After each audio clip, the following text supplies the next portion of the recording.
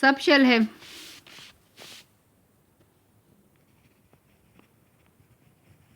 ठीक है, तो सब शेल जो है हमारे पास 4 सब शेल है, एस, पी, डी और एफ। ठीक है, ये 4 हमारे पास सब शेल हैं ये। ठीक है, एस, पी, डी, एफ। अब जो है एस में कितने इलेक्ट्रॉन आते हैं? एस में आते हैं 2 इलेक्ट्रॉन, मतलब एस की पावर 2। पी में कितने इलेक्ट्रॉन आते हैं? पी में 6, डी में 10 और एफ में 14। मतलब एस की पावर 2, समझाने के लिए, अच्छा, एस की पावर 2, पी की पावर 6, 10 की पावर, डी की पावर 10 और एफ की पावर 14। मतलब एस सब शेल में मैक्सिमम 2 इलेक्ट्रॉन आएंगे, 2 से ज़्यादा नहीं आ सकते। 1 आएगा, 2 आएगा, 3 नहीं आ सकते। पी सब शेल में हमारे पास मैक्सिमम 6 इलेक्ट्रॉन आ सकते हैं। 1 आ सकता है, 2 आ सकता है, 3, 4, 5, 6, 7 नहीं आएगा। डी की पावर 10, मतलब डी में हमारे पास 10 इलेक्ट्रॉन्स आएंगे, 10 से ज़्यादा नहीं आएंगे। एफ सब शेल है, एफ सब शेल में मैक्सिमम हमारे पास 14 इलेक्ट्रॉन्स आएंगे, 14 से ज़्यादा नहीं आ सकते। 14 से कम आ सकते हैं, 13, 12, 11 आ सकते हैं, लेकिन 14 से ज़्यादा नहीं आ सकते। तो हमारे पास सब शेल क्या है? सब शेल हमारे पास शेल फर्दर डिवाइड किया हुआ है। सब शेल में इसमें भी इलेक्ट्रॉन रिवॉल्व करते हैं, और सब शेल को हमने, सब शेल जो है वो क्लासिफाइड हुआ है, ये डिवाइड हुआ है 4 सब शेल में। Sub shell S, P, D और एफ। ठीक है, अब ये देख लें कि हमारे पास जो शेल थे, ये शेल क्या है? के, एल, एम और एन। ठीक है, अच्छा, शेल नंबर 1 है, शेल नंबर 2 है, शेल नंबर 3 है, शेल नंबर 4 है। अब फर्स्ट शेल है ना, फर्स्ट नंबर शेल जो है ये एक सब शेल में डिवाइड हुआ है, जिसको हम एस कहते हैं। ठीक है, तो मतलब फर्स्ट शेल में 2 ही इलेक्ट्रॉन आएंगे। ठीक है, अब एल है, एल क्या है? सेकंड शेल है। सेकंड शेल मतलब 2 सब शेल में डिवाइड होगा, एस और पी। एस की पावर 2, पी की पावर 6, तो 6 + 2 8। तो हमने कैलकुलेट भी किया था, सेकंड शेल में हमारे पास कितने इलेक्ट्रॉन आएंगे? 8 इलेक्ट्रॉन्स आएंगे। ठीक है, अच्छा, एम थर्ड शेल है, मतलब इसके 3 सब शेल, एस, पी और डी। ठीक है, थर्ड शेल है। थर्ड शेल के कितने सब शेल हैं? 3, एस, पी, डी। एस की पावर 2 प्लस पी की पावर 6 प्लस डी की पावर 10, तो 10 + 6 16, 16 + 2 18। थर्ड शेल में कितने इलेक्ट्रॉन्स आएंगे? 18 आएंगे। अब आप लोग फार्मूला से भी देख लो, 2n² था, n की जगह क्या लिखेंगे आप लोग? n की जगह आप लोग लिखोगे 3। थर्ड शेल की बात हो रही है ना, और ये स्क्वायर इसी तरह आ जाएगा। 3 का स्क्वायर लें, 3 × 3, 3 3 ज़ा 9, 9 और ये 2 इसी तरह आ गया, 2 9 ज़ा 18। सही आया ना? ठीक है, अच्छा, 4 हमारे पास शेल क्या है? n। इसका मतलब है 4 जो शेल है हमारे पास, वो कितने सब शेल में डिवाइड होगा? 4 में, एस, पी, डी, एफ। अब n में कितने इलेक्ट्रॉन्स आएंगे? n शेल में, s में s की पावर 2, p की पावर 6, d की पावर 10 और ये 14। तो काउंट करें कितने आएंगे हमारे पास? अच्छा, 14 + 10 24, 24 + 6 30, 30 + 2 32। तो आप लोग फार्मूले से भी कैलकुलेट कर सकते हो। तो हमारे पास कितने इलेक्ट्रॉन आएंगे? 4 शेल में 32 इलेक्ट्रॉन्स आएंगे। ठीक है, राइट। तो ये था हमारे पास शेल और सब शेल के लिहाज से। लेकिन एक बात याद रखें आप लोग कि हमारे पास जो है, ये अभी आगे भी आएगा, कि हमारे पास जो लास्ट शेल होगा, ठीक है, जितने भी इलेक्ट्रॉन्स आए हमारे पास, फर्स्ट शेल में 2 आए, सेकंड शेल में, फर्स्ट शेल में 2 इलेक्ट्रॉन्स आए, सेकंड शेल में 8 आए, फिर 18 आए, फिर 32 और इस तरह सो ऑन। लेकिन जो लास्ट शेल होगा, ये याद रखें, जो लास्ट शेल होगा उसमें हमारे पास 8 ही इलेक्ट्रॉन्स आने चाहिए। ठीक है, हमारे पास 8 इलेक्ट्रॉन लास्ट शेल में, हमारे पास कोई भी इलेक्ट्रॉनिक कन्फिग्रेशन हो तो ये ना देखें कि लास्ट शेल में आप लोग लास्ट शेल जो है बेशक जो है वो 4 शेल हो, लेकिन फिर आप लोगों ने जो कॉन्फ़िगरेशन जो आगे आएगी वो एक्सप्लेन करूँगी, तो लास्ट शेल में 8 ही इलेक्ट्रॉन आने चाहिए। क्यों? क्योंकि हमारे पास हमारे टेबल में जो है ग्रुप जो है वो 8 है। ठीक है, और टेबल में जो ग्रुप नंबर जो हैं वो रिप्रेजेंट करते हैं, जितना ग्रुप नंबर होगा उतने ही हमारे पास वैलेंस शेल में इलेक्ट्रॉन आएंगे। ठीक है, ये मैं फिर आप लोगों को इलेक्ट्रॉनिक कॉन्फ़िगरेशन में भी एक्सप्लेन करूँगी। थोड़ा सा यहाँ पे डिस्कस मैंने तो कर लिया, लेकिन वहाँ पे मैं आप लोगों को ब्रीफ अभी एक्सप्लेन करती हूँ कि आप लोग जैसे यहाँ पे कह रहे हो ना, कंफ्यूज नहीं होना कि 2, 8, 18, 32 इलेक्ट्रॉन आएंगे हमारे पास। मतलब फर्स्ट शेल में 2 इलेक्ट्रॉन, सेकंड में 8, फिर थर्ड और फिर जो है 4 शेल में 32 इलेक्ट्रॉन। तो आप लोगों को जब इलेक्ट्रॉनिक कॉन्फ़िगरेशन होगी तो आप लोगों को ये जहन में रखना होगा कि हमारे पास जो लास्ट शेल इलेक्ट्रॉन है उसमें हमारे पास आखिरी जो इलेक्ट्रॉन है, अंदर वाले इलेक्ट्रॉन तो बेशक जितने भी आप 32 लगाएं, 8 लगाएं, 18 लगाते हैं, 32 लगाते हैं, लेकिन जो आखिरी शेल होगा उसमें हमारे पास 8 से ज़्यादा एक्सीड नहीं करने चाहिए। क्यों एक्सीड नहीं करने चाहिए? क्योंकि टेबल में हमारे पास ग्रुप 8 है, इसीलिए हमारे पास लास्ट शेल में 8 ही इलेक्ट्रॉन आए। 8 से कम आए, 8 से ज़्यादा नहीं आने चाहिए। ठीक है, क्योंकि हमारे पास जो ग्रुप नंबर है वो नंबर ऑफ इलेक्ट्रॉन शो करता है in valence shell of atom. ठीक है, एटम के वैलेंस शेल में जितने इलेक्ट्रॉन होंगे वो हमें रिप्रेजेंट करेगा कि ये जो एलिमेंट है ये कौन से ग्रुप से बिलोंग करता है। तो लास्ट शेल में हमारे पास हमेशा 8 इलेक्ट्रॉन आने चाहिए। 8 इलेक्ट्रॉन से कभी कम ज़्यादा नहीं आने चाहिए। कम बेशक हो, 7 हो, 6 हो, 5, 4, 3, 2 हो, लेकिन 8 से ज़्यादा कभी ना हो। क्योंकि हमारे पास टेबल में ग्रुप 8 है, और ग्रुप नंबर जो है वो जो number of electron, valence electron है, वो हमें ग्रुप नंबर को रिप्रेजेंट करता है। ठीक है, अच्छा, यहाँ पे हमने शेल को एक्सप्लेन किया, फिर हमने एक्सप्लेनेशन देखी कि हमारे पास 4 शेल है। सब शेल जो है SPDF, एस सब शेल जो है वो हमारे पास, उसको हम जो है जो स्पेक्ट्रोस्कोपिक टर्म से हम रिप्रेजेंट करते हैं। एस का क्या मतलब है? S mean sharp. ठीक है, और इट हैज़, इसका शेप क्या है? ये इसका स्फेरिकल गोल सर्कुलर शेप होगा। ठीक है, एस सब शेल कंटेन 1 ऑर्बिटल, एस ही ऑर्बिटल उसमें आएगा। देखिए अब आप ये, ठीक है, सर्कुलर शेप है और इसमें एक ही ऑर्बिटल, एस ऑर्बिटल आएगा। पी सब शेल है, तो पी सब शेल स्पेक्ट्रोस्कोपिक टर्म्स से अगर देखा जाए तो पी स्टैंड फॉर प्रिंसिपल, और पी की हमारे पास शेप क्या है? ये डंबल शेप इस तरह। ठीक है, पी जो है कंटेन 3 ऑर्बिटल और 3 सब शेल। ठीक है, सब शेल और ऑर्बिटल एक ही चीज़ है। कौन सा? PX, PY और PZ, 3 इसके ऑर्बिटल हैं। ठीक है, पी ऑर्बिटल के हमारे पास 3 फर्दर ऑर्बिटल हैं। एक PX इस तरह, उसकी शेप ये है। PY थोड़ा सा टेढ़ा होगा, और PZ जो है ये बिल्कुल स्ट्रेट इस तरह। ठीक है, PX ये है, PY हमारे पास इस तरह की शेप है, और PZ फिर इस तरह, ये स्ट्रेट इस तरह होगा। ठीक है, लेकिन डंबल शेप में होना चाहिए। D हमारे पास क्या है? D stand for diffused.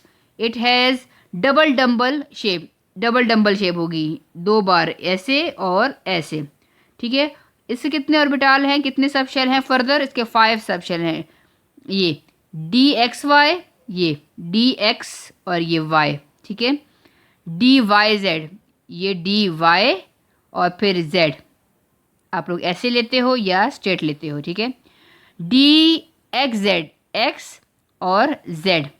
ठीक है, Z आप लोग ऐसे स्ट्रेट भी ले सकते हो, Z आप लोग इस तरह भी ले सकते हो, जैसे यहाँ पे मैंने शो किया ना, X Y ऐसे और Z इस तरह, तो आप लोग ऐसे भी कर सकते हो। X ये है, Y ये है और Z ये है। ठीक है, अच्छा, DY² X² और DZ², ये हमारे पास 5 ऑर्बिटल हो गए D के। ये शेप्स बनी हुई हैं। ठीक है, फिर एफ सब शेल है। एफ जो है एफ हमारे पास फंडामेंटल को स्टैंड करता है। F stand for fundamental. It has complicates की शेप्स कम्प्लिकेटेड हैं तो इस लेवल पे, और यहाँ पे जो है आसान नहीं है बनाना। और इट कंटेन 7 ऑर्बिटल, इसके 7 ऑर्बिटल है, ठीक है। नंबर ऑफ इलेक्ट्रॉन इन सब शेल बताया है s की पावर 2, ये याद रखें इस तरह। सब शेल एस सब शेल अकोमोडेट मैक्सिमम 2 इलेक्ट्रॉन, ज़्यादा से ज़्यादा उसमें 2 इलेक्ट्रॉन आ सकते हैं। पी शेल में 6 इलेक्ट्रॉन आ सकते हैं। डी शेल में 10 और एफ शेल में 14 इलेक्ट्रॉन आ सकते हैं, ठीक है।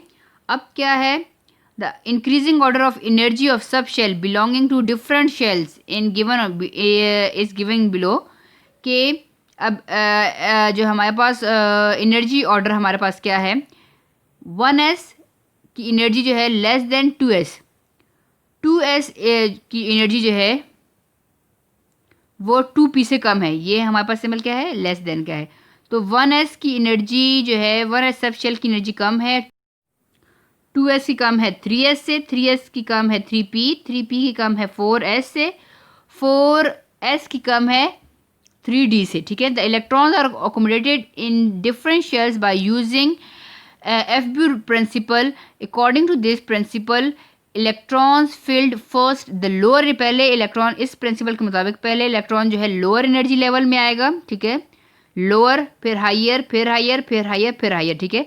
तो पहले इस प्रिंसिपल के मुताबिक इलेक्ट्रॉन जो है पहले फिल होगा पहले लोअर एनर्जी सब शेल में एंड देन फिर हाइयर में जाएगा, ठीक है। According to this principle electron will first fill 1s, then फिर 2s, फिर 3p, फिर 3s, फिर 3p, फिर 4s एंड देन 3d। अब ये ना कहें कि ये 4s आया है तो 4s जो है हमारे पास 3 तो छोटा है, 4 नहीं, पहले 4s आएगा फिर 3d आएगा। क्यों? Because the energy of 4s is lower, 4s की एनर्जी कम है 3d से। तो पहले लोअर एनर्जी वाले सब शेल फिल होंगे, देन हमारे पास हायर एनर्जी वाले होंगे। अब ये आप लोग कैसे ये याद रखोगे, ठीक है, ये किस तरह आप लोग करोगे, इसको मैं आप लोगों को आसान तरीका बताती हूँ। देखिए आप लोग इस तरह करें। अब ये क्या है, ये समझें केस शेल है, ठीक है। के शेल कितने सब शेल में डिवाइड है, एक सब शेल में। एल सब शेल है, कितने सब शेल में डिवाइड है, 2 सब शेल में, एस और पी।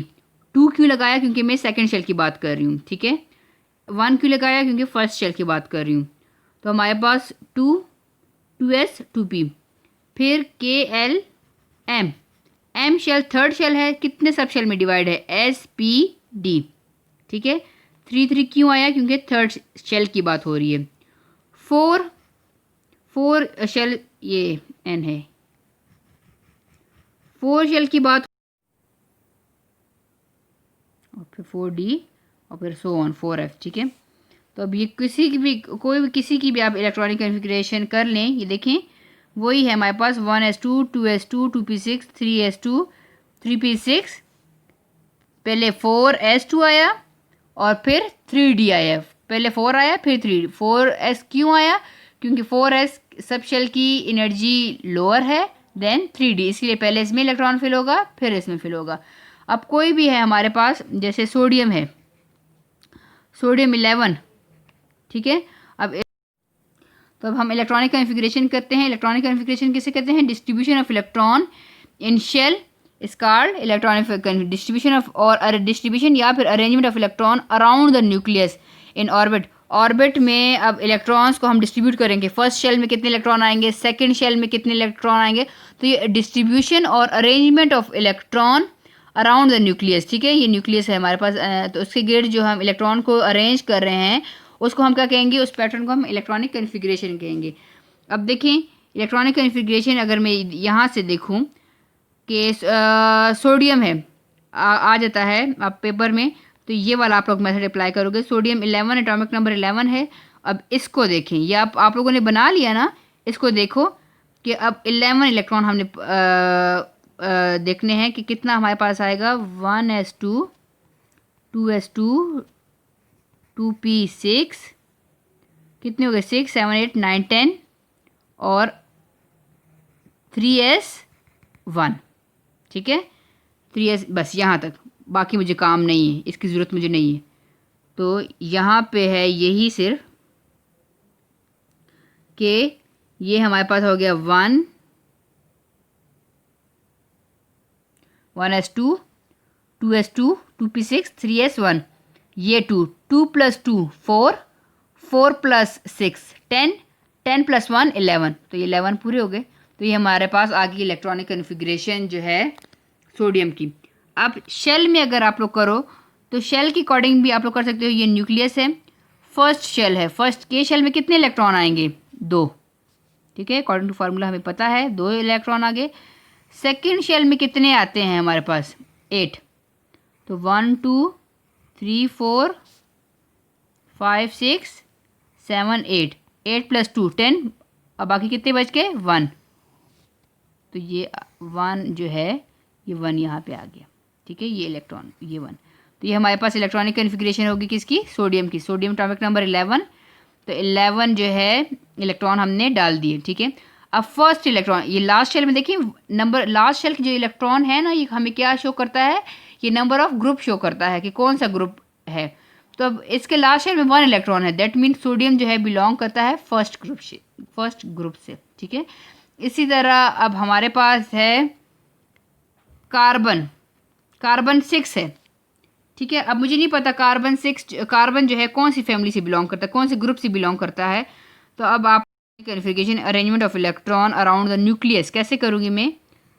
ये न्यूक्लियस है, फर्स्ट शेल में 2 इलेक्ट्रॉन, सेकेंड शेल में कितने डालूंगे? 6 पूरे हो जाएं, 4 1 2 3 4 4 + 2 6। अब लास्ट शेल में, ये लास्ट शेल है ना, लास्ट शेल में कितने इलेक्ट्रॉन आए हैं? 4, दैट मीन हमारे पास कार्बन जो है ये कौन से ग्रुप से बिलोंग करता है? 4th ग्रुप से, ठीक है।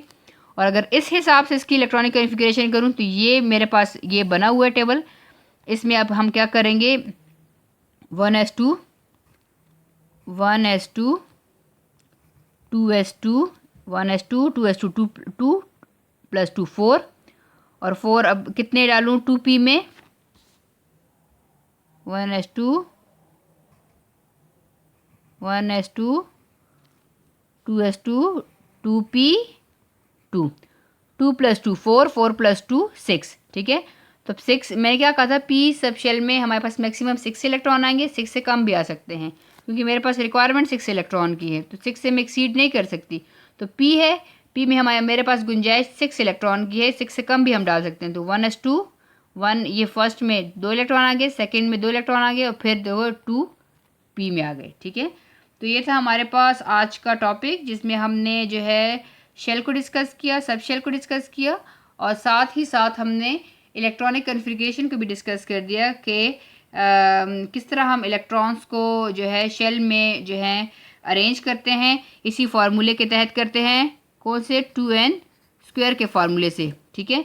इसी फार्मूले से हम इलेक्ट्रॉन्स को अरेंज करते हैं around the nucleus in shell orbit में, हम उसको अरेंज करते हैं।